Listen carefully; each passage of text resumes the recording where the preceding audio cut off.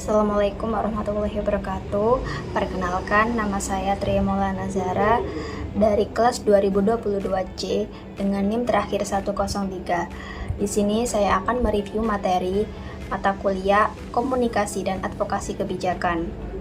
Sebelumnya saya akan menjelaskan mengenai mengapa kita perlu belajar mata kuliah Komunikasi dan Advokasi Kebijakan. Mata kuliah ini membantu mahasiswa mengembangkan keterampilan komunikasi, baik dalam berbicara maupun menulis.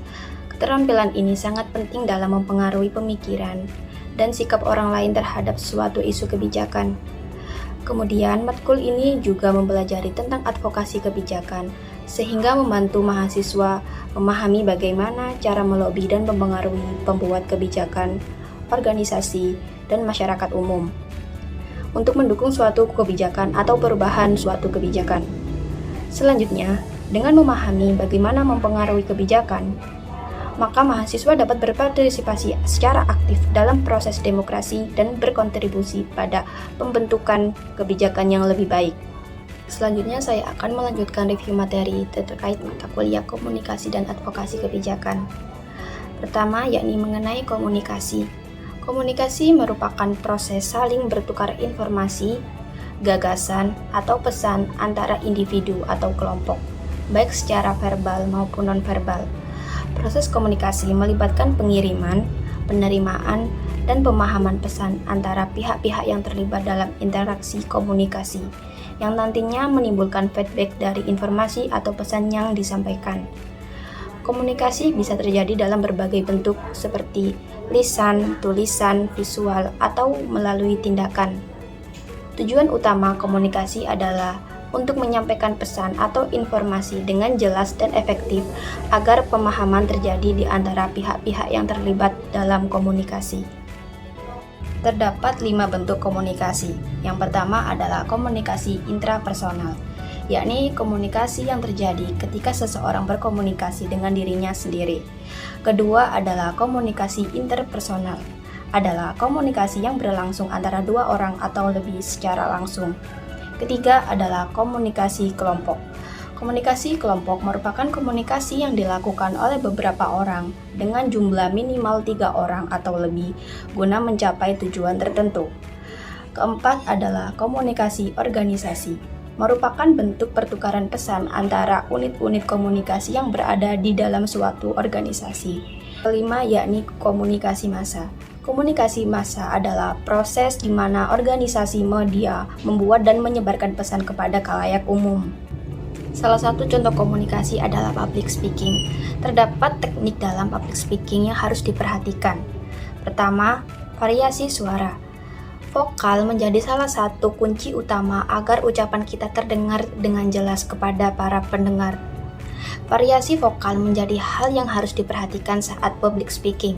Kedua adalah kecepatan bicara dan artikulasi. Kecepatan bicara dan artikulasi dalam public speaking perlu diperhatikan karena dapat mempengaruhi bagaimana pesan disampaikan dan diterima oleh audiens. Ketiga adalah ekspresi wajah. Ekspresi wajah pada saat public speaking memiliki peran yang sangat penting dalam penyampaian pesan atau informasi kepada audiens. Ekspresi wajah mempengaruhi persepsi audiens terhadap pembicara. Jadi, ketika berbicara, pastikan mata tidak terpaku pada satu benda, sehingga ekspresi harus terbuka. Keempat adalah bahasa tubuh. Dalam public speaking, bahasa tubuh menjadi hal yang harus diperhatikan karena dapat mempengaruhi pesan yang disampaikan. Dalam suasana formal, berdiri selalu lebih baik daripada duduk. Misalnya, saat kita presentasi program kerja dalam suatu organisasi, kita lebih baik presentasi dengan berdiri, karena hal tersebut lebih menarik untuk diperhatikan oleh audiens. Terdapat tips-tips yang perlu diperhatikan untuk menarik perhatian audiens. Yang pertama adalah speak slowly. Bicara perlahan menyesuaikan dengan informasi yang akan disampaikan oleh pembicara pada audiens. Yang kedua adalah teach back atau metode tunjuk saya, yakni metode komunikasi dua arah yang bertujuan untuk mengetahui apakah audiens memahami informasi yang disampaikan. Kemudian yang ketiga adalah encourage question, yakni mendorong audiens untuk bertanya kepada pembicara terkait informasi yang belum sepenuhnya dipahami oleh audiens. Yang keempat adalah plain language, yakni menggunakan bahasa sederhana yang sesuai dengan latar belakang audiens, sehingga informasi yang disampaikan oleh pembicara dapat diterima oleh audiens. Yang kelima adalah show example, yakni dalam berbicara atau public speaking, pembicara perlu menunjukkan contoh yang relevan terkait informasi yang disampaikan, sehingga mudah dipahami oleh audiens. Selanjutnya kita akan membahas tentang advokasi. Pengertian advokasi sendiri adalah suatu proses atau kegiatan yang bertujuan untuk mendukung atau memperjuangkan suatu gagasan atau kepentingan tertentu kepada pihak-pihak yang berwenang atau masyarakat umum. Ini melibatkan pengumpulan informasi, analisis situasi, pengembangan strategi yang dilakukan untuk mencapai tujuan tertentu. Selanjutnya yakni tujuan advokasi.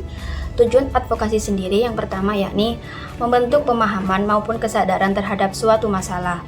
Kedua, mengubah suatu sistem atau lembaga atau program atau kebijakan agar responsif pada suatu kebutuhan. Ketiga, menolong suatu kelompok yang ditolak oleh suatu lembaga atau suatu sistem pelayanan. Ketiga, yakni tindakan nyata atas solusi masalah. Selanjutnya yakni pelaku dan sasaran advokasi.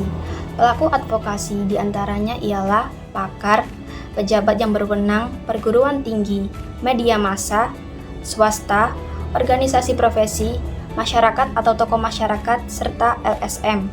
Dengan syarat yakni peduli dan paham terkait isu yang sedang dibicarakan, berkompetensi, dipercaya. Kemudian sasaran advokasi ialah pengambil keputusan, pembuat kebijakan, pembuat opini, penyusun draft, dan lain sebagainya. Terdapat cara atau metode yang dapat digunakan dalam advokasi. Yang pertama, legal drafting atau penyusunan peraturan atau regulasi. Tujuannya yakni terlibat dalam penyusunan peraturan dan memastikan munculnya kebijakan yang berpihak kepada masyarakat. Kedua adalah dialog publik dan lobby, bertujuan untuk menciptakan kesepahaman antara pihak dan membangun komunikasi antar pengambil kebijakan dan masyarakat. Tiga, yakni publikasi. Tujuannya untuk memberikan masukan bagi audiens agar merespon serta membuat media publikasi dan membangun hubungan dekat dengan media yang sudah ada. Selanjutnya yang keempat adalah jaringan atau koalisi. Tujuannya yakni memperbesar peluang keberhasilan advokasi melalui dukungan dari banyak pihak, serta mengajak pihak-pihak yang sevisi untuk bergerak bersama. Yang kelima yakni aksi kolektif. Tujuan aksi kolektif yakni menaikkan daya tawar dan dukungan dari massa yang lebih luas. Keenam yakni kelompok jejaring. Tujuannya untuk mempercepat akses aspirasi dan dialog antar masyarakat dan pengambil kebijakan, serta penguatan hubungan komunikasi antara penentu kebijakan, yakni legislatif atau eksekutif, dengan masyarakat. Sekian video presentasi yang dapat saya sampaikan, kurang lebihnya saya mohon maaf. Terima kasih atas perhatian yang diberikan kepada video ini. Wassalamualaikum warahmatullahi wabarakatuh.